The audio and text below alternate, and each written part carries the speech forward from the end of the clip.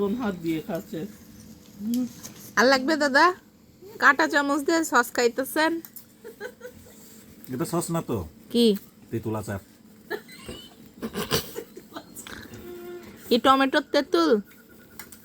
ওই গাছে কি ধরছে? তেঁতুল তেঁতুল। তেঁতুল গাছ ওনাদের ওখানে। সস ভালো? খুব ভালো হয়েছে। আর একটু খান। আপনাকে আর একটু দেবো? না আমি আর খাবো না, আমি সস খাই না। সস হচ্ছে পা দিয়ে এইভাবে, ওই জন্য আমি খাই না। একটু খান, একটু খান। আর একটু খাবো? আপনি বলতেছেন।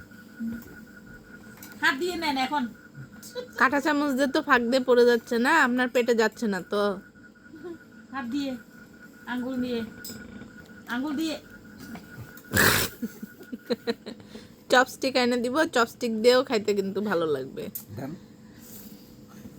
এই যে দুইটা চামচ নেন, চামচের দুটা আগা দিয়ে এরকম চপস্টিক বানায় খান। আর নয়তো গাছ থেকে দুটা ডাল পাইরে নিয়ে আসি।